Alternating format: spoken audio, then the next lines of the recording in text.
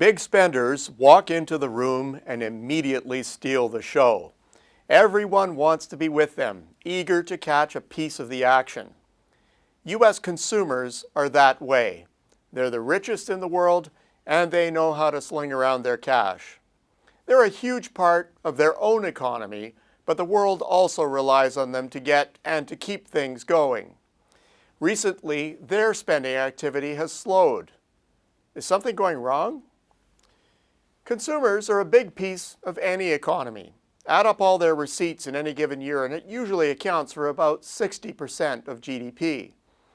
In the US, it's closer to 70%. So when times are good, they're really good. And when they're bad, well, everyone feels it.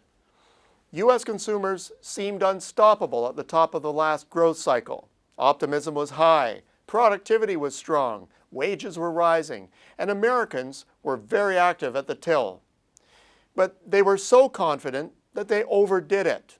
They dipped into home equity with refinancing cash outs, and financial institutions were lending like there was no tomorrow. Americans pushed the limits, and for a while, everyone benefited.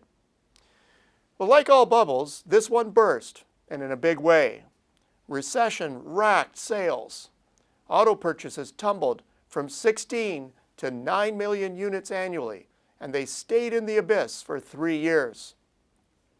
Housing saw an even more spectacular collapse.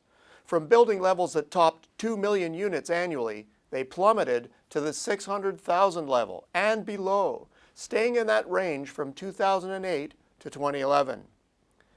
Well, this clobbered purchases of furnishings and appliances and illustrated the extent of the broader consumer pullback. These were the deleveraging years. Americans began dealing with their debts, and if the fallout was freakish, the effect was impressive. The debt-to-income ratio reversed quickly as the savings rate climbed, and as progress was achieved, spending slowly came back. Employment followed, slowly but surely gaining momentum. It's now very strong and has driven the unemployment rate down to a range that is about as low as it gets. Real wages are rising. Confidence is long since back. Moreover, low gasoline prices gave U.S. consumers a $110 billion bonus last year and are likely to kick in an additional $50 billion this year. It seems that U.S. consumers have everything going for them.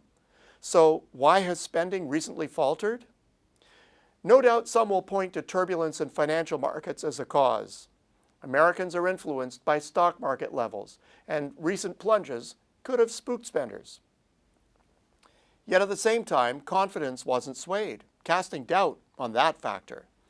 Others might note that online purchases are rising 5 times faster than traditional retail sales, understating traditional sales. That's a good point, but online sales are still too small to have that much influence. So if these factors aren't material, what is? Leading-edge consumers are a problem. These are the ones newly entering the market, getting the first job, forming a new household, having families, and making a lot of significant first-time purchases. They are typically in the 18 to 34 age category, and they have a problem. The low, slow recovery, now into its 8th year, has left many behind in this generation.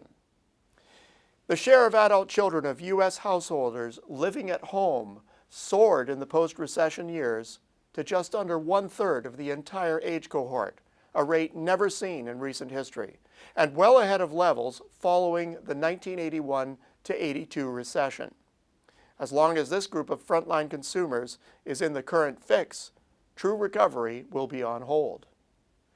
Well, there's an exciting flip side to this tale. Engage these consumers, and suddenly the U.S. has a groundswell of potential. So will it happen? It may already be in the works. Following the Great Recession, Americans opted out of the labor force in droves. Some retired, others were disabled, but a large group was simply discouraged and gave up looking.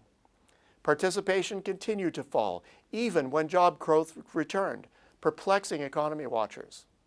Recently, participation has staged an about-face. Now, if sustained, this could be a new wave of very exciting growth.